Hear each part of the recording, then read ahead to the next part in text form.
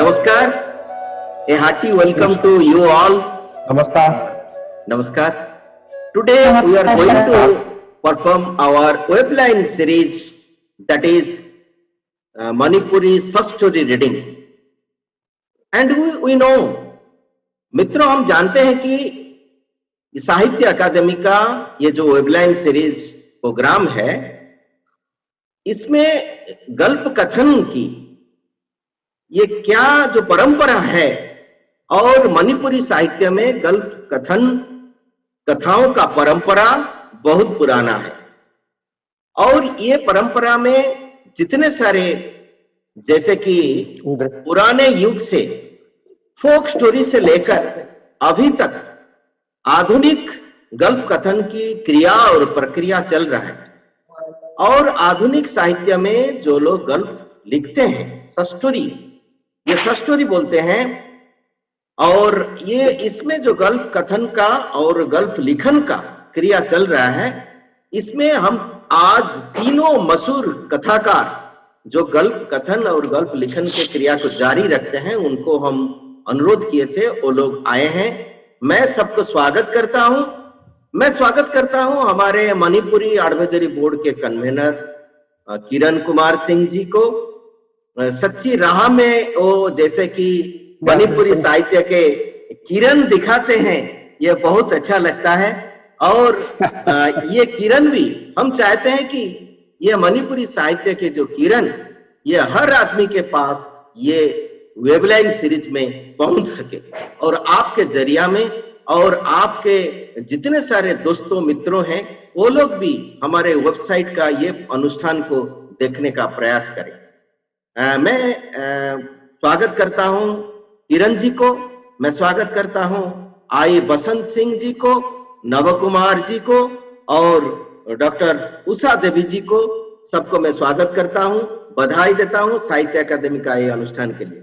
और पहले नमस्कार, मैं पहले एन किरण कुमार सिंह, जो कि खुद एक पोएट है, ट्रांसलेटर है, और मैं बोल सकूं वो तो मेंटर भी है, इसीलिए मैं उनको अनुरोध करता हूं, किरण कुमार जी, ये आज अनुष्ठान का इंट्रोडक्टरी एड्रेस दे। किरण कुमार जी। नमस्कार। नमस्कार मिहिर जी, आपने इतना अच्छा इंट्रोडक्शन दिया है, वेलकम किया है सबको।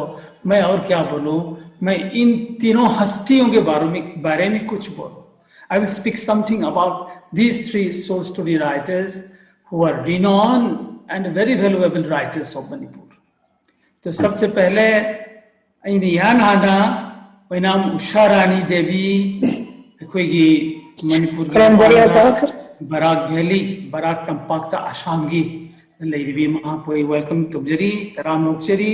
उषा रानी देवी लिसिंग में चौपन हुद्रानी थोड़ी दो पोकपीनी, अदुगा आसाम के हैलाकांडी जिला की अईबीनी, हुजी लाला रूरल कॉलेज की मणिपुरी विभाग की असिस्टेंट प्रोफेसर होना मणिपुरी विभाग का थबक पूर्गे लेरिबीनी। मार्क सरिंग सुई, अदुगा short story society of India की एक्टिव मेंबर नी Usha Rani. Short story society of India, अदुगा हुजी की सोसाइटी से में पुथोप एंथोलॉजी किया दा, माँ की अत्यंत बड़ी मिसासी क्या क्या फोंग रबनी मसागी सेरिंग लाइक अनिसु पुथोक रबनी सिखा घाय के तेजिन जगह आई मतमसी वनन बगी दमक्तनी। अरे ओजा इरुम बसंता आई याम निकाय खुमजो मणिपुरी साहित्य की याम मसक नायबा अदुबा इरुम बसंता शॉर्ट स्टोरी राइटर नि मागी शॉर्ट स्टोरी सिगी तोंगान महाव मची लिबनी। असेंगदी ओजा professionally United bank of India की मैनेजर सो एरमबनी, अदुना नुआइनो एक्सपीरियंस में हमसे तौर का वारी मिसा से इधर लेरबनी। अदुगा राइटर्स फोरम इम्फाल की वाइस प्रेसिडेंट सु विरमबनी, आई ओजाबो welcome तुजरी। अदुगा ओजागी short story सिंदा Manipuri Sahitya परिषद ने पीबा एन कुंजमोहन सिंह पुरस्कार, जगे एन कुंजमोहन सिंह निंगसिंग मना पीबी रबनी मणिपुरी साहित्य परिषद ना होयन अनबाउ लिटरेरी अवार्ड्स लिसिंग निसुम तरांगदा अनिमल लिसिंग निसुम तरांगदानी अदुदा नतन मसागी लाइक तरेट पुथोक्तना मणिपुरी शॉर्ट स्टोरी की मणिपुरी साहित्य अचौबदान लेरबनी।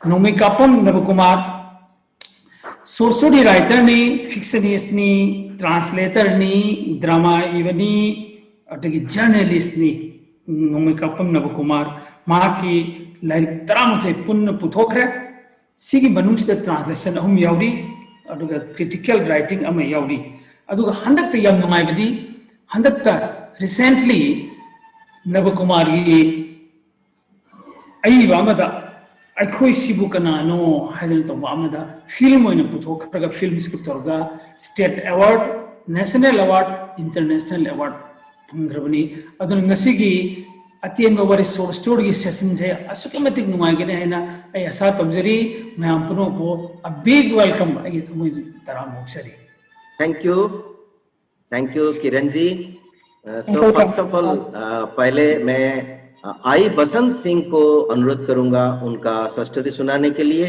मैं फिर जो नॉन मणिपुरी लिसनर्स उन लोगों के लिए बसंत सिंह और नवकुमार जी और उषा देवी के बारे में कुछ बोलना चाहता हूं। I Basant Singh ji a retired bank officer, former vice president of Writers Forum, Imphal. He has 7 publications to his credit. All are story collections. So he is a very noted story writer in Manipuri literature. He is the recipient of N. Kunjaman Singh Sahitya Mana by Manipur Sahitya Parishad, Huiyan Impao Literary Award by HL Group of Publications. So is a very great figure in story writing in Manipuri literature. So may I request I Basant Singh ji to read out his story. Basant ji. Rumjari, aigi wari masasi ki mami mai thirabat thaval. Matang thogu duna kasar lamdum koiru buda thavalna tolen khunda Chandra Prabha ka thengna rakhi. Chandra Prabha ki mapa ibungodi tolen khunda zamindar ga sab manai. Kanglup atai mina mangonda hangatna wangang buda hangoba midani. Mana kariumba hoi hai krabadi sumberlan bagi wa kanana sumuk thinadi thaval amasung Chandra Prabha lohong bagi matang desu madumuk oiki thaval gi aduk wa bubu mapai bungo leikidre madu khaktani Chandra Prabha gi mapai bungo gi san na yeng mit yeng na unamak odrong hona ubna angang ani gi lohong ba funglei thuna loisinki असुन्ना थावल अमसुंग चंद्र प्रभा की अहोब तांकक यैखाई थिंगाय याउदना लोइखी मखा तारक तांकक तदी खुरोग चेंद मतांग याउखी पुंसीगी लंबी हाइबसी मक्तबु तिंखंग तुंबौदना सौ सारवा हंदोकसु यादवा संसिनबसु ngамदवा मफम कयामुक लै लुहोंगबा मतुंग सही अनि हेनख्रब फावबदा थावल अमसुंग चंद्र प्रभा की इमुंगदा निसिंग हेंगलपगी ममी ताखिदे कनागुंबगी इमुंग ओरबदी मही लांगफम थोकपनी अदुबु लन थुंगी सागा अमसुंग सादिंगदंग येंगसिनबदा माइगई अदोमदा येंगब संखिदे थावलगी ममा इबेमलनबुदी मरक मरक सोंजखी इसानिपागी महाक्तक्ता सागई असिबु कांगबुलगद तना चंगुदे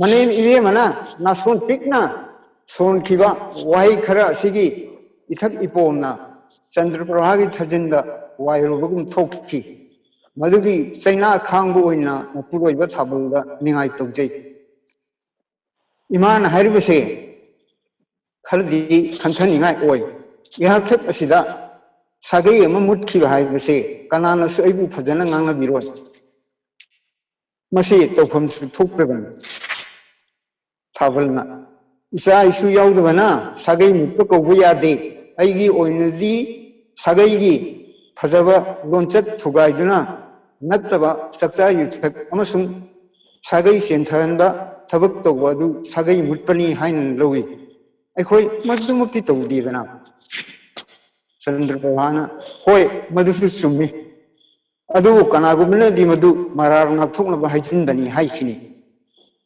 थावलना लौजसनु मखोइना खंगदबदी हेंजिन खनबा हाइबसे पुंसी केमन्नबगी मचाक अमनी ꯍꯣꯠꯅꯕꯗ ꯃꯥꯏ ꯄꯥꯛꯇ꯭ꯔꯒꯕꯨ ꯑꯩꯈꯣꯏꯅ ꯑꯔꯥꯟꯕ ꯇꯧꯏ ꯍꯥꯏꯒꯗ꯭ꯔꯥ? ꯂꯥꯏꯒꯤ ꯊꯧꯖꯥꯟ ꯍꯥꯏꯕ ꯑꯃꯗꯤ ꯂꯩꯔꯤꯗꯅ ꯆꯟꯗ꯭ꯔꯄ꯭ꯔꯚꯥꯅ ꯊꯧꯖꯥꯟ ꯉꯥꯏꯗꯨꯅ ꯂꯩꯕ ꯑꯁꯤꯕꯨ ꯆꯨꯝꯂꯤꯕꯔꯥ? ꯊꯥꯕꯜ ꯆꯟꯗ꯭ꯔꯄ꯭ꯔꯚꯥ ꯉꯥꯏꯕꯗ ꯑꯋꯥꯕ ꯄꯣꯛꯀꯅꯨ, ꯉꯥꯏꯉꯝꯗꯕ ꯍꯥꯏꯕꯁꯦ ꯃꯤꯍꯧꯕ ꯃꯈꯜ ꯑꯃꯅꯤ. ꯃꯈꯣꯏ ꯑꯅꯤꯒꯤ ꯋꯥꯔꯤ ꯑꯁꯤ ꯇꯥꯔꯒ ꯁꯤꯠꯂꯤꯕ ꯅꯨꯡꯁꯤꯠ ꯑꯁꯤ ꯂꯤꯔꯤꯕ ꯃꯥꯂꯪꯕꯅꯤ ꯈꯜꯂꯝꯕꯅꯤ. ꯑꯗꯨꯕꯨ ꯅꯣꯡꯂꯩꯒꯤ ꯃꯁꯛ ꯑꯣꯜꯂꯛꯈꯤ. ꯅꯣꯡꯃ ꯏꯈꯪ ꯈꯪꯍꯧꯗꯅ ꯇꯣꯂꯦꯟ ꯈꯨꯟꯗꯒꯤ ꯃꯤꯑꯣꯏ ꯑꯅꯤ ꯊꯨꯡꯂꯈꯤ. ꯆꯍꯤ ꯂꯩꯁꯜꯂꯛꯂꯕꯤ ꯀꯨꯟꯖꯦ ꯑꯃꯁꯨꯡ ꯆꯍꯤ 19-24ꯒꯤ ꯁꯛꯐꯝ ꯑꯣꯏꯔꯕ ꯅꯨꯄꯥ ꯃꯆꯥ ꯑꯃꯒ ꯂꯣꯏꯅꯅ. ꯀꯨꯟꯖꯦ ꯆꯟꯗ꯭ꯔꯄ꯭ꯔꯚꯥꯒꯤ ꯃꯅꯦꯅꯤ. ꯊꯥꯕꯜꯅꯁꯨ ꯃꯥꯕꯨ ꯈꯪꯉꯤ. ꯅꯨꯄꯥ ꯃꯆꯥ ꯑꯗꯨꯗꯤ ꯊꯥꯕꯜꯅ ꯑꯃꯨꯛꯇ ꯎꯈꯤꯗ꯭ꯔꯤ. ꯀꯨꯟꯖꯦꯅꯁꯨ ꯃꯥꯒꯤ ꯃꯔꯝꯗ ꯊꯣꯏꯅ ꯄꯜꯂꯝꯗꯦ. ꯆꯟꯗ꯭ꯔꯄ꯭ꯔꯚꯥꯅꯁꯨ ꯆꯥꯎꯕ ꯍꯥꯏꯅ ꯀꯧꯕꯗꯒꯤ ꯑꯇꯩ ꯃꯈꯥ ꯇꯥꯈꯤꯗꯦ. ꯊꯥꯕꯜꯅ ꯈꯪꯕ ꯍꯥꯏꯕꯕꯨ ꯀꯨꯟꯖꯦ ꯃꯄꯥꯝꯗ ꯍꯜꯂꯛꯇꯨꯅ ꯂꯩꯕ ꯀꯨꯏꯔꯦ ꯑꯁꯤꯗꯅꯤ. ꯆꯟꯗ꯭ꯔꯄ꯭ꯔꯚꯥꯒꯤ ꯃꯅꯦ ꯀꯨꯟꯖꯦ ꯇꯣꯂꯦꯟ ꯈꯨꯟꯗꯒꯤ ꯃꯩꯅꯥꯔꯕꯟꯗ ꯃꯌꯨꯝ ꯄꯥꯟꯈꯤ. ꯏꯅꯥꯛ ꯈꯨꯟꯕ ꯏꯃꯨꯡꯒꯤ ꯅꯤꯡꯉꯣꯜꯅꯤꯅ ꯊꯦꯠꯅ ꯍꯥꯏꯅ ꯄꯥꯟꯈꯤ ꯃꯄꯨꯔꯣꯏꯕꯒꯤ ꯌꯨꯝ ꯃꯩꯅꯥꯔꯕꯟꯗ. ꯅꯤꯡꯉꯣꯜꯅ ꯀꯨꯟꯖꯦꯒꯤ ꯍꯦ ꯇꯣꯡꯕ ꯃꯔꯝꯆꯠ ꯑꯗꯨ ꯏꯃꯨꯡ ꯑꯗꯨꯒꯤ ꯃꯤꯑꯣꯏꯁꯤꯡꯒ ꯏꯁꯤꯡꯒ ꯊꯥꯎꯒ ꯑꯣꯏꯈꯤ. ꯃꯄꯨꯔꯣꯏꯕꯅꯁꯨ ꯀꯨꯟꯖꯦꯒꯤꯗꯃꯛꯇ ꯐꯣꯡꯅ ꯃꯤꯆꯪ ꯆꯪꯕ ꯉꯝꯈꯤꯗꯦ. ꯄꯨꯝꯅꯃꯛꯄꯨ ꯌꯥꯅꯕ ꯍꯣꯠꯅꯕꯗ ꯃꯤꯔꯥꯏꯕꯤꯕ ꯑꯣꯏꯅ ꯊꯣꯛꯈꯤ. ꯃꯩꯅꯥꯔꯕꯟꯒꯤ ꯄꯨꯟꯁꯤ ꯃꯍꯤꯡ ꯑꯗꯨ ꯃꯈꯥ ꯇꯥꯅ ꯈꯥꯡꯕ ꯉꯝꯗꯕꯗꯒꯤ ꯄꯤꯛꯂꯤꯕ ꯃꯆꯥꯕꯨ ꯃꯄꯥꯒꯤ ꯃꯅꯥꯛꯇ ꯍꯨꯟꯗꯣꯛꯂꯝꯂꯒ ꯀꯨꯟꯖꯦ ꯃꯄꯥꯝꯗ ꯍꯜꯂꯛꯈꯤ. ꯏꯅꯥꯛ ꯈꯨꯟꯕ ꯏꯃꯨꯡꯒ ꯃꯇꯝ ꯈꯨꯗꯤꯡꯃꯛꯇ ꯋꯥꯈꯜ ꯃꯥꯟꯅꯗꯦ ꯍꯥꯏꯕꯁꯤꯗꯤ ꯑꯅꯧꯕ ꯅꯠꯇꯦ. ꯀꯨꯟꯖꯦꯒꯤ ꯃꯔꯥꯏꯕꯛꯇꯤ ꯑꯐꯕ ꯑꯣꯏꯌꯨ ꯍꯥꯏꯅ ꯇꯝꯂꯝꯗ꯭ꯔꯦ. ꯃꯅꯨꯡ ꯃꯇꯝ ꯆꯥꯗꯅ ꯃꯄꯨꯔꯣꯏꯕ ꯇꯥꯏꯕꯪꯄꯥꯟ ꯊꯥꯗꯣꯛꯈꯤ. ꯃꯆꯥꯕꯨ ꯁꯦꯟꯅꯕꯤꯅꯕ ꯃꯤ ꯂꯩꯇ꯭ꯔꯕꯅ ꯃꯆꯥ ꯃꯥꯡꯕ ꯇꯥꯔꯦ ꯍꯥꯏꯅ ꯅꯨꯡꯁꯥ ꯊꯤꯗꯨꯅ ꯃꯄꯥꯒꯤ ꯃꯌꯨꯝꯗꯒꯤ ꯅꯝꯗꯨꯅ ꯂꯧꯔꯨ. ꯃꯄꯥ ꯃꯌꯨꯝꯒꯤ ꯃꯤ ꯂꯥꯛꯇꯨꯅ ꯃꯆꯥꯕꯨ ꯃꯨꯡꯈꯤꯅꯤ ꯀꯤꯕꯗꯒꯤ ꯆꯟꯗ꯭ꯔꯄ꯭ꯔꯚꯥꯒꯤ ꯃꯅꯥꯛ ꯏꯝꯐꯥꯜ ꯇꯥꯟꯅ ꯊꯩꯕ ꯂꯥꯛꯈꯤꯕꯅꯤ. ꯑꯉꯥꯡ ꯑꯗꯨ ꯆꯟꯗ꯭ꯔꯄ꯭ꯔꯚꯥꯗ ꯁꯤꯟꯅꯔꯝꯂꯒ ꯃꯊꯪꯒꯤ ꯑꯌꯨꯛꯇ ꯈꯨꯠꯂꯩ ꯊꯨꯅ ꯇꯣꯂꯦꯟ ꯈꯨꯟꯗ ꯍꯟꯈꯤ. ꯃꯇꯝ ꯈꯔ ꯂꯩꯃꯤꯟꯅꯔꯛꯂꯕꯅ ꯆꯥꯎꯕ ꯊꯥꯕꯜ ꯈꯣꯏꯒꯤ ꯏꯃꯨꯡꯒꯤ ꯃꯤ ꯍꯥꯏꯕꯗꯨ ꯑꯣꯏꯔꯦ. ꯃꯍꯥꯛ ꯂꯥꯛꯄꯗꯒꯤ ꯆꯟꯗ꯭ꯔꯄ꯭ꯔꯚꯥꯒꯤ ꯄꯨꯛꯅꯤꯡꯁꯨ ꯃꯀꯥ ꯂꯥꯝꯖꯔꯦ. ꯀꯨꯟꯖꯦꯅ ꯀꯔꯤꯒꯤꯗꯃꯛꯇ ꯆꯥꯎꯕꯕꯨ ꯆꯟꯗ꯭ꯔꯄ꯭ꯔꯚꯥꯒꯤ ꯃꯅꯥꯛꯇ ꯊꯅꯝꯂꯤꯕꯅꯣ ꯍꯥꯏꯕꯁꯤ ꯊꯥꯕꯜꯅ ꯍꯪꯒꯦ ꯈꯜꯂꯒꯁꯨ ꯑꯇꯩ ꯊꯕꯛꯅ ꯂꯥꯍꯠꯈꯤꯗꯨꯅ ꯈꯨꯗꯛꯇ ꯍꯦꯛꯇ ꯀꯥꯎꯈꯤ. ꯌꯨꯝ ꯑꯗꯨꯒꯤ ꯀꯥ ꯈꯨꯗꯤꯡꯃꯛꯇ ꯆꯥꯎꯕꯅ ꯆꯪꯕ ꯌꯥꯗꯕ ꯃꯐꯝ ꯂꯩꯈꯤꯗꯦ. ꯃꯅꯦꯒꯤ ꯀꯥꯗ ꯆꯪꯂꯒ ꯃꯅꯦꯒꯤ ꯐꯃꯨꯡꯗ ꯅꯨꯡꯊꯤꯜ ꯆꯨꯞꯄ ꯑꯃ ꯇꯨꯝꯗꯨꯅ ꯂꯩꯊꯣꯛꯏ. ꯇꯥꯏꯑꯣꯟꯅꯔꯞ ꯇꯧꯔꯤꯕꯅ ꯃꯇꯝ ꯀꯨꯏꯅ ꯃꯍꯩ ꯌꯥꯜꯂꯝꯗ꯭ꯔꯕ ꯆꯟꯗ꯭ꯔꯄ꯭ꯔꯚꯥꯒꯤ ꯈꯨꯖꯤ ꯈꯥꯗ ꯇꯥꯏꯕꯪ ꯃꯔꯨ ꯍꯨꯜꯂꯛꯈꯤ. ꯆꯟꯗ꯭ꯔꯄ꯭ꯔꯚꯥꯒꯤ ꯃꯐꯝꯗ ꯑꯅꯧꯕ ꯃꯉꯥꯜ ꯑꯃ ꯑꯣꯏꯖꯔꯕꯁꯨ ꯊꯥꯕꯜꯒꯤ ꯊꯃꯣꯏꯗꯗꯤ ꯆꯤꯡꯅꯕꯒꯤ ꯏꯄꯣꯝ ꯑꯃ ꯍꯧꯔꯛꯈꯤ. ꯂꯩꯇꯥꯐꯝ ꯈꯪꯈꯤꯗꯦ. ꯃꯇꯝ ꯀꯨꯏꯅ ꯎꯍꯩ ꯌꯥꯜꯂꯝꯗ꯭ꯔꯕ ꯎꯄꯥꯜ ꯑꯗꯨꯗ ꯀꯔꯝꯅ ꯌꯦꯅꯤꯡ ꯍꯨꯜꯂꯛꯂꯤꯕ ꯊꯥꯖꯕ ꯂꯣꯏꯈ꯭ꯔꯕ ꯃꯇꯝ ꯑꯁꯤꯗ. ꯑꯗꯨ ꯊꯥꯕꯜꯅ ꯆꯟꯗ꯭ꯔꯄ꯭ꯔꯚꯥꯕꯨ ꯆꯤꯡꯅꯐꯝꯗꯤ ꯊꯣꯛꯇꯕꯅꯤ. ꯇꯧꯕꯒꯤꯗꯤ ꯂꯥꯏ ꯇꯤꯟ ꯀꯌꯥꯃꯨꯛ ꯈꯨꯔꯨꯝꯈ꯭ꯔꯦ, ꯗꯥꯛꯇꯔꯒꯤ ꯃꯇꯦꯡ ꯂꯧꯈ꯭ꯔꯦ. ꯃꯇꯝ ꯑꯗꯨꯗ ꯊꯕꯛꯀꯤ ꯃꯍꯩ ꯌꯥꯟꯈꯤꯗꯦ. ꯋꯥꯍꯩ ꯑꯣꯏꯅ ꯉꯥꯡꯊꯣꯛꯇ꯭ꯔꯒꯁꯨ ꯊꯥꯕꯜꯅ ꯆꯤꯡꯅꯔꯤꯕ ꯑꯁꯤ ꯆꯥꯎꯕꯕꯨꯅꯤ ꯍꯥꯏꯕ ꯆꯟꯗ꯭ꯔꯄ꯭ꯔꯚꯥꯅ ꯈꯪꯉꯤ. ꯂꯨꯁꯤꯜꯂꯛꯂꯕ ꯃꯇꯝ ꯑꯁꯤꯗ ꯑꯃꯒ ꯑꯃꯒ ꯋꯥ ꯉꯥꯡꯅꯕꯗ ꯌꯥꯝꯅ ꯆꯦꯛꯁꯤꯟꯅꯈꯤ. ꯃꯄꯥꯟ ꯊꯣꯡꯒꯤ ꯃꯥꯏꯊꯣꯡꯗꯗꯤ ꯃꯀꯥ ꯂꯥꯝꯕ ꯃꯥꯜꯍꯟꯈꯤ. ꯑꯁꯤꯒꯨꯝꯕ ꯃꯇꯝ ꯑꯁꯤꯗ ꯏꯃꯨꯡꯒꯤ ꯍꯧꯗꯣꯡ ꯐꯥꯎꯕ ꯀꯟꯅ ꯈꯣꯡꯕ ꯉꯝꯈꯤꯗꯦ. ꯇꯟꯖꯥ ꯑꯁꯤꯗ ꯏꯈꯪ ꯈꯪꯍꯧꯗꯅ ꯇꯣꯂꯦꯟ ꯈꯨꯟꯗꯒꯤ ꯀꯨꯟꯖꯦ ꯐꯨꯡ ꯐꯥꯎꯔꯛꯈꯤ. ꯃꯥꯒꯤ ꯃꯁꯛ ꯎꯕꯗ ꯊꯥꯕꯜꯒꯤ ꯑꯁꯥꯎꯕ ꯈꯪꯍꯦꯟ ꯍꯦꯟꯒꯠꯂꯛꯈꯤ. ꯑꯗꯨꯕꯨ ꯁꯥꯎꯅꯤꯡꯕ ꯐꯥꯊꯔꯒ ꯇꯞꯅ ꯍꯥꯏꯔꯛꯈꯤ, ꯏꯅꯦ, ꯀꯔꯤ ꯊꯧꯖꯥꯜ ꯄꯤꯕ ꯂꯥꯛꯄꯤꯔꯤꯕꯅꯣ? ꯊꯥꯕꯜꯒꯤ ꯊꯃꯣꯏꯗ ꯂꯃꯟ ꯈꯨꯝꯕꯒꯤ ꯈꯨꯠꯂꯥꯏ ꯑꯃ ꯃꯥꯏ ꯄꯥꯛꯅ ꯁꯤꯖꯤꯟꯅꯈꯤꯕꯒꯨꯝ ꯄꯦꯟꯖꯈꯤ. ꯀꯨꯟꯖꯦꯗꯤ ꯀꯔꯤꯁꯨ ꯈꯪꯖꯗꯅ ꯍꯥꯏꯔꯛꯈꯤ, ꯏꯕꯨꯡꯉꯣ, ꯅꯅꯦ ꯑꯩꯗꯤ ꯇꯣꯂꯕꯤꯅꯤ. ꯑꯩꯅꯕꯨ ꯀꯔꯤ ꯇꯧꯕ ꯉꯝꯒꯗꯒꯦ? ꯊꯥꯕꯜ ꯑꯃꯁꯨꯡ ꯆꯟꯗ꯭ꯔꯄ꯭ꯔꯚꯥꯗꯤ ꯃꯩꯁꯤꯡ ꯄꯣꯛꯈꯥꯏꯔꯒꯗ꯭ꯔꯥ ꯍꯥꯏꯅ ꯈꯣꯏꯔꯥꯡꯅ ꯉꯥꯏꯅꯈꯤ. Kunjina makha tarki. Ibungo thabal nangdi saubu kanano haibisi khanglamlo. Madu haidok tanaba aina Chandra Prabha Sinaramani. Ojikti Sengdokpa Yaraduna, Fongdokpa Yaraduna, Aina Mabu, Low Bulak. Ine makata view, Nangam Drava Tabalna Hairi. Saubu Tilukumatam Aduda, Yam section the Vayakide. Ine mi Haibu, Nakoyani Natana. Makata Vangam than a Kunji, Sut Kapki. Kunji and Saubu, Kari Manegi, Mata Kanano Kanda Sakam that Karigi, Tatum Liban, Haidu, Bitoraki. Manarbundagi, Saubu, Mapam, Tolen Kunda, Namdil Porpada, Saubi Makuramana, Yan Kan Tinki, Makurabu Poko Mamagi Masaka, Saubi Masaka, Manamundagi, Lake Hidraba Mamagi Tawaina, Sau and Lake Kanduna, Makurana Sau, Yam Nalu Togaki. Aduna, Ulo Tole, Electaki, Makurana. Saubi Kudung Dirpangam Denava Nuki Masak Saubu, Nipamasaki Pizet Setelaga, Impala, Mani, Manak, Teromani Kunji and Makataraki. I'll Prasina, Inegi, Puchel, Ponglegle Mama Mani Kanjeri was Saubu, Aina, Mundul Porpasi, Park with Habuk Nihava Kulakudegi. I have in the living on the tray. Aduna, Saubu. Makura the Sinakragi Haiduna, Mabu, no Bulak Gibani. Manegi, Warisi, Taruda, Yam the Lan the Kaluva, Tabel, Ikai Mundagi, Sandra Pravagi, my Tonga, Paul, Sum the Yemunum Kidi. Adu, Sandra Pravadi, Kaptunadum, Kankivani. Kaisu Kangja saw when the Salam Dida, Haiki, Mama, Selagi. Make to the Tavali Miludagi, Sintaki, Iradu, Sandra Pravana Uki.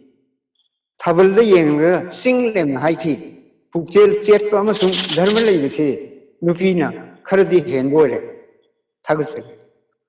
Thank you, Basanji. So now I request Navakumarji.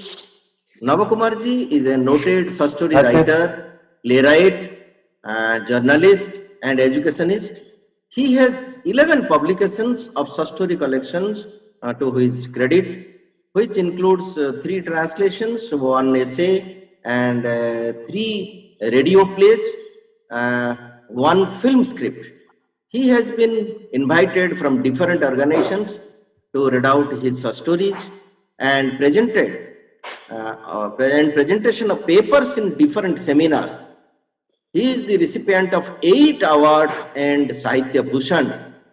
One of his stories has been picturized and received various awards from the state as well as from the nation and abroad. So it is my humble request to Navakumarji to read out his story. Navakumarji. Aigi wari masagi naming saji amasung wayan kati. Street lamp post ki marum oirak tawba mafam sila nupa ama long na tari. Khap khap jingdura lady basi kaya mayak sangkata na uri.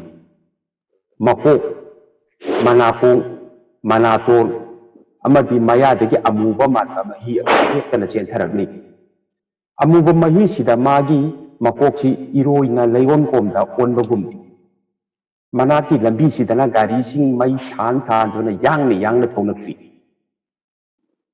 Manati da masam mana ipaparabi mapi maron mathong maram khangdana isi serai rabi nupi ama awaba handoktuna shor chaw na hondura lebi. Mahak sapabi ni.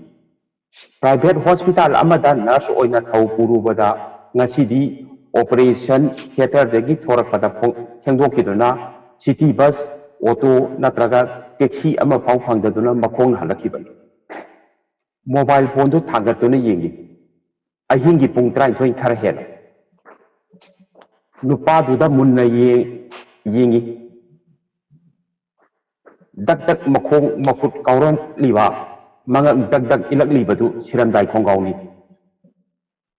Asigum betu casualty centre पूरक कयारक उख्रबनी साफदी थाक्षी यौख्रबदी ICU दा थमदुना फना लाइकनरबसु हिंखीबा अमता थेंगनखिद्री मागी पुंसीदा मथमोसी मोमो नोई मखयात चिकना लांगम फिराल लमा मिनवांग मक्तदा फ्रा फ्रा हाइरी वांगलबा थमोगी Sekhon अमदे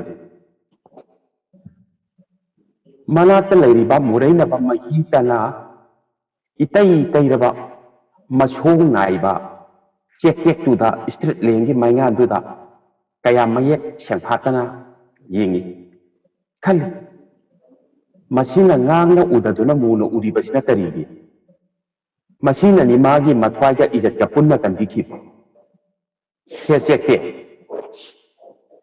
nong chana mathak ta tung laga makhauri tamlapadu da upai leitana koima maru bada chekek mahak thengna duna khudak ta maga achek ta maru oikibai ngai hak tangdu magi makhutu choktha ba naidana machine natraga robot tagi henkibani on thokna su thukraba मधुगी दमक मथमोना मागी मखुत येचिबु ngamkhai leitan thagachai mathamoi bu puriba hakchang sigi matik chaba kayani mamitta changdring urei charam narba nongsa amana saji amabu chara kamna batana kibadu leiteng oiriba saji gi machi duna maram oiraga aroibi masinga pudokna chenje tawda ngamkhidabani machi du ting thok to na munna muk ing magi bag dagi mobile phone dagi maidu kap to na machi da nap nap lawa angang ba mahi do na murang na chai chai na taire makhu matu mamen khyau chung le mamit na tumina laithe ngong sa se khoiren yodri ngai mathwai che maram chat na hijack tawre साफबी हौजिक करी दौन loan चेंथ्रगना करी सुम लैबदी याबा नते अनकदा ngalibा street लेम अथापगी था थावान मिसाकसिंगदि मागी नुपी ओजिकी इकाई खुमनबदो अदुम कुपसिंदुना थंबीखिनी अदुबो करीगुंबा मफम स्वाइदा CCTV camera लेरमलबदी social media दा viral माना हौजिक हैकी ममांदा कुंकिबा heroine दुगी role दु साखी ओन चोंथोरक लोइद्रा मथंग मथंग मादी अमम अंगन खंखाइदबनी अदुबु ममित तांगहल्लगा मागी पुवारी पुंगुत मुथप्पीखिनी खल्ली मालेम से मथक मखा थक थक ओथोपो मखै चक्कदबा मागी लंबीदु अंगनबा अमता उरक्त्रबदुदा मनाता इचेल कया इसेल कन्ना चांगदौ पाना चेलिबा तुरेंदुदा चोंथारगा मथंदा छिजरसिरा तुरेल तमना चंगछिलुबदा तुंगलोमदगी कनानो मन खंगयान्या लै खंप्ले खंग खंगबोय करिबोय कनानो लेथोक्तन येंगलुबदा वांग्द्रिंग वांगबा मगी सानी ओइना तौबा मीरा सारा लाइरा खंगदाबा अमा मनातुदा लेरम वांग्द्रिंग वांग माक्सिना अनिसुबा ओइगदरिब्रा नत्रगा माबु कन्दिबा लाखिबा चिंगनबना छंगलकना मुन्ने येंखिलुई अदु हेक्ता उदे येंगलरोय खली हेक्ता मौरे यामो नुपारने नते माक्सिन पीरा अदु सुनते हाइबा ngamte अदुदि माक्से कना साफाबिकी इसे सेगाइरबा अमदि इतै तैरबा मफी मरोलु तपना छेंजिन बीरगा फारबा मागी मसमदु नानथबिरई सखंग दबदुना साबि माबु कनबिबा लाकनी खली हम नंग कनानो मासोय मियोइदुना तपना खुमले पाखतनो आई वायल कातिनी नंगी नतें पांगबा लाकनी मसागी इज्जत कंजनबा होटनबदा अफंगबा पांबई अमबु ngauchi siginabada sadu na mahan phamda hanjakhibada sajidugi kari maralo tahakino nangna adom mai pak to bolai chatning ba kot amada chatlasu Karim kiruno nangi dama ai lai safabi na kum maduna achum bachat nangi wakhani dana tunai bu kayam lady lebak sida ibe ma nang mai tin nupi ni mitai nu pa sing na theng na ba ngam ki da ba nupi lal mitai nupi na tangkak ani da theng na kha ba patung da nisaban maira pai di haina chaiwon tu na lan theng na ki ban ni akhang kan lu achum batana poloi da mai pa i hai ba si kau thok li ba kari gi no safa bina thauna leina hang adu oi rabadi nilam pancha bayan manorama luningla elizabeth ki thongdok singda nangna kari tawba ngamki hayu nangna kari tawba ngamki yaithok laga taram dai thaja dauna asum pixel laga thasi olan ki banatana wayan tatin hai dai ngai ko chau kinu ingtha ko ne nangbo nupina adumna saurabdi malim se kari hoigedi mana tawjabana mana phangjagada ban safabi na khum hayeng dong hek ngan baga social media pauche police ko kachum thang adudagi mathang nong sa sigi mama mapaduna khagi hui amadi selau lengak loising laiba ngam boram labadi maike kaya dagi layi kaya chengsilakani machu kaya chengsilakani khuni ki wakat mifam wakat khongchat ban blockade ukilna mitpun bigi share phalagi atopa nakan duda lumtha naba kadai deino kari no pang ha ta hapsan lakan aduga asum changdugan duna loinai draba chaikhai madugi mahina aigi ijat matanduda aigi nuksiba mahaki thamogi urumduda kunsi se kotha jaba phangkidra amaromdana wathok chawbin ningol bukaramba mauna chago ningadage mamai thangda ai isa se neka khangdirabra neka maduda nangna kari tawba ngabadake wayan tatina munna khantharuraga hai madudi nangsu khara thenaba tare da nei bema safabina madubu thenana bagi sempham dubu leiram labadi isagi gari ama leiraga chatok chachin tawram labadi thogokchi thoksu thoklam lo wayan kati du maru tharaga khanba makai khaluraga hemjinba natraga oithokpa yaba pampi amata phanglaktrabra karino mathanta swai manthok jai hind. Thank you very much, Navakumar ji. You have read out the story in a very dramatic style. I can understand. So thank you very much again. Now I request Dr. Usha Rani Devi ji. She is working as an assistant professor in Manipur, in a college in Manipur. She writes short stories and poems also. She has 2 publications to her credit. She is the member of the Short Story Society of India. She has contributed her short stories to their publications many times, a noted short story writer in Manipuri language and literature. So now we will listen the short story from Usha Rani Devi. Thank you. Welcome to everybody. I am Wari Masaginin, Tayrakta Wasak Pare.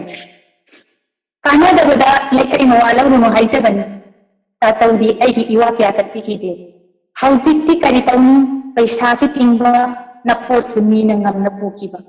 Nipping Alpopagi, I don't know what's out of Gimari Panganate. Canada, Kuidaroi, NRC, Jason Dumagi Mary certificate, Tanaka Kuidaroi Hadivasim. Namina Nana Nakoma Ita Tanariba, Unariba, Nakan Hiboya Magi, Matanapi Hakata. Shopna Kibala, Rikuma Matunda. Nina is some time Kiba, when she took Navatana Namaroida. Quite Nahati Shawnini, Nimbatum, the Pen the Hiduna, Namlaga, no Itabakia, in that Tamlaga, and took Patamariba Taipan. Some Sogi Masani Bibian Sana Tatan Attemptedly, some Sogi Amata Potabi Masani Pinongalini.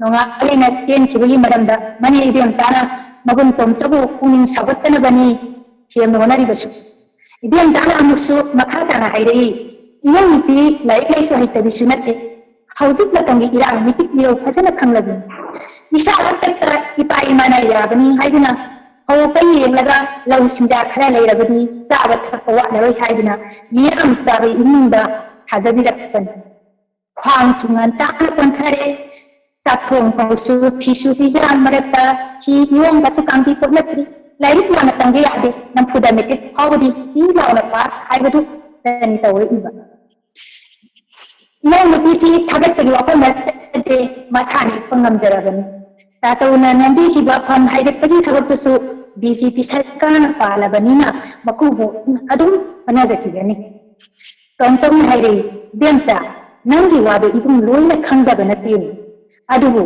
ꯅꯕꯨꯡ ꯑꯩꯅ ꯈ꯭ꯋꯥꯏꯗꯒꯤ ꯄꯦꯟꯗ꯭ꯔꯤꯕꯗꯤ ꯃꯀꯨꯕ ꯑꯣꯏꯒꯗꯧꯔꯤꯕꯗꯣ ꯃꯍꯩ ꯀꯌꯥ ꯆꯥꯅꯔꯣꯏꯗꯧꯔꯤ ꯏꯕꯦꯝꯆꯥꯅ ꯈꯨꯝꯂꯛꯏ ꯑꯗꯨꯕꯨ ꯌꯥꯕꯔꯅꯦ ꯔꯥꯖꯅꯤꯇꯤ ꯇꯧꯕ ꯍꯥꯏꯕꯁꯤꯗꯤ ꯑꯋꯣꯟ ꯆꯥꯅꯕ ꯉꯛꯇꯅꯤꯅꯦ ꯃꯥꯅ ꯄꯦꯟꯗ꯭ꯔꯕꯗꯤ ꯑꯄꯥꯝꯕ ꯊꯤꯗꯨꯅ ꯆꯠꯅꯕ ꯉꯛꯇꯅꯤ ꯇꯣꯝꯆꯧꯅ ꯈ꯭ꯋꯥꯏꯗꯒꯤ ꯁꯥꯎꯅꯤꯡꯉꯤꯕ ꯑꯃꯅ ꯃꯆꯥꯅꯨꯄꯤꯅ ꯃꯄꯥꯒꯤ ꯆꯠꯂꯤꯕ ꯅꯤꯇꯤ ꯀꯌꯥꯁꯤ ꯈꯪꯅ ꯀꯥꯎꯊꯣꯛꯂꯝꯕ ꯔꯥꯖꯅꯤꯇꯤ ꯀꯥꯡꯂꯨꯞ ꯅꯥꯏꯅꯕ ꯇꯣꯝꯆꯧꯅ ꯆꯍꯤ ꯀꯌꯥ ꯀꯪꯒ꯭ꯔꯦꯁꯇ ꯂꯩꯔꯛꯄꯅꯤ ꯑꯗꯨꯒ ꯃꯆꯥꯅꯨꯄꯤꯒꯤ ꯃꯀꯨꯕ ꯑꯣꯏꯔꯤꯕ ꯆꯥꯎꯊꯣꯏ ꯕꯤꯖꯦꯄꯤꯅ ꯁꯪꯒꯥꯔꯛꯄꯗꯒꯤ ꯕꯤꯖꯦꯄꯤꯗ ꯂꯩꯔꯛꯄꯅꯤ ꯔꯥꯖꯅꯤꯇꯤꯒꯤ ꯂꯨꯆꯤꯡꯕ ꯀꯥꯡꯂꯨꯞ ꯅꯥꯏꯕ ꯃꯔꯝꯅ ꯃꯥꯏ ꯆꯨꯡꯁꯤꯟꯅꯕ ꯌꯥꯅꯗꯦ ꯂꯨꯔꯤꯕꯗꯤ ꯏꯪ 2023 ꯑꯁꯥꯝꯒꯤ ꯕꯤꯙꯥꯟ ꯁꯚꯥꯒꯤ ꯃꯤꯈꯜ ꯑꯁꯤꯗ BJP सरकारना पाइखिबा कांग्रेसना चही कुन मंगा पांजरंबदगी उपालना मपाल मरु फंगना केटपगा मानाखरे राजनीति की मलोंदगी नुंगाइनदबा अकनबा इरei अमना लाक्सिंदुना पेंदबना पुनकी वाखल थमोई मिखलगी मिरेकी मिसंग खोंबा चटनाबदा कांगुक मसल खुद थोकनखिबा याउरी करमना काबा ngamluni rangtani pot launarki ni punare kinare mayam chinchina yengubda tongchogi kangluka chauthogi machanupa gani anpo chauthogi machanupa ahenba mapagi ngamthangni BJP ki akanbi rangda nungsik napi tona paigibani khudong sawa phanglabadi mikhal lepagi wakal tawjaribani tongchogi machanupi nongale nomatang koiraga udna chenkiba tongchau machanupi pungkhai khaidokningbagi wakal dina chadaba खजित राजनीति की मलोना येंददुना चिराग पिनिंबगी मतौना चिराग तक case तौसिनी case तमनरगा हाइबसी माइके निमकी cell लेबा लेतबा अकापुम ngama फिजबा अरोनबा आइनगी चनबी ओइनरी आइनगी अचुम रांदी तपननी असोमदा चाउथोगी रुंदा मसामक अमदी मचानुपावसु Mayank तादनबो होनजे अहेंबा अमदी नोंगारें चिराग अनगदोरी jail की चक्कर jogging चंदो का मनुंगा हमजिन करे jail the lady नई अहें निगी मिशन द लेबा मत मपान सिंह नबलाई अहें बना चिठिया में इरगा पिरई नोंगाले की अयुंगी मी सारगा चिठिया दु पि नुबा इंसरे कवि अमानगी अमगो नोंगाले इनवतन सि हले हे दो बगा इंसरेना मी लालक येलगा चिठिया दो नोंगाले द किसिंकी नोंगाले ने चिठिया दु हानुना पाई चिठिया दु रा सुमे इरी नोंगाले नंगी हक्चन कई हक्चन हमतनी वासक नखिबदु पावरबरा तैरापता हयें तमंगाइरे चिन्हंतदबा अई वादी नंगु पुरकसी अई तगी ताला नंगुतन गोयबसु इंसी हाइना कोइनरगा चलपन अहानबदा हंगे नंग अई थादोक नसक पंगंबदरा थादोक हंगे नंगी कदाइदा अई इरिल नंगी हेना खंगिबदु मंगा अनिसबदा असेंगा कुमो अई दमक लेपनी लेपलोय लेप्रगना नंगी पुंसिस इकुत्ता अहुन सुबदा नपागी वांगक नतक्कदबरा अईगी वांगक नतक्कदबरा अई मेरी नंगु तसेना नसी फाओ नुंसिरी अमुसु वासकली अन्ना नंगी अई नमी है नोनाले खंगम खंगम वाहु की बाही मंगानी तुम यादना लेंकिबा तनाना कुंगीती अमरोंगा अयन बगी चिठिनी वारो नुपीनी सेन करे हाइबो पाउना लेबाक सिं कुंग्रबदा असुंदा वाकल खलिनै मने बियमसा निविदांगी असातक कुबुना तंगई मनेना नोंगाले आइना तपना तौरे मने उबदा नोंगाले पंचल पोकना तप हौरे मनेना ओमेलई इबेमा इनेगी वादी करी हाइन तासौदो ऐने यामना तन समजिनबनी इवालो बिखिदु अदुबो मतांग मसी ओरबदी नसरना पिरे लौजगदबनी नंगा औजिगुंदा खाइनादुना पुरकलगा सेलुरे हाइबी वातो अदुगी सिमतत्ता नुपीनी निंगोना सेलुरे nana manabungi marakta kaya ang pinanungayan nila minabaya agad-agad. Adubo, hindi wadi ayun bagi damak kandadabani. Hayang natin hambada ayun bago tabak ko ngamloy. Sana yana telefoni hayna kamamay na badabani. Masih hayang naga iyedi takle biyan sa koki. Nongalay kabni muna lenoki. Nongalay tirak tatwarakle. Ni kunsin lawrabada saki pitam witness box maiki amaronta ayun basu yabli. Nongalay ayun mana direkti basiti waisi. WhatsApp pareng stingo matang sting lain aduga ukilna hanglak ko handak kumlaki nongalay na. Ay sana yana tiyandarak pani o kumpuda judge na order. Ayun hindi matatapalakay kinipin case asi tirak matungina IPCC section tahun 2000 kimakada tirak ang ningay leitre matatang sida ay giwari mata solution tare. Thank you very much Usharani देवी जी। मित्रों, हमने अभी तक मणिपुरी साहित्य की 3 मशहूर कथाकारों से जो कहानी सुन रहे थे, बसंत सिंह जी और नव कुमार जी और उषारानी देवी जी, ये तीनों कहानी सुनने के बाद मैं किरण कुमार जी से ये गुजारिश करूंगा कि हमने 2 मेल राइटर और 1 फीमेल राइटर को चुने थे स्टोरी सुनाने के लिए। इसमें ये पता चल जाए कि the voices from the male and voices from the female women writings और women writings में ये अंतर कुछ है या नहीं, और इसमें हमको ये Manipuri totality of Manipuri story writing, इसमें कुछ 2 शब्द बोलने के लिए मैं किरण कुमार सिंह जी को रिक्वेस्ट करता हूँ। Kiran Kumar ji. Definitely. I will speak in English also in Manipuri. Okay. दोनों मिला करके मैं बोलूंगा, तीनों मिलाकर हिंदी के साथ। मणिपुरी साहित्य दा वरी मिसाल वो सु नोवेल है, मतलब वरी मिसाल ले रहे, नोवेल ले रहे, सैरिंग ले रहे, ट्रैवल ऑफ लमकोई वारी ले रहे, क्रिटिकल हिस्ट्री एसियस मैम ले रहे। So out of the different genres of Manipuri literature, short story is the most accepted and most popular form of literature in Manipuri literature.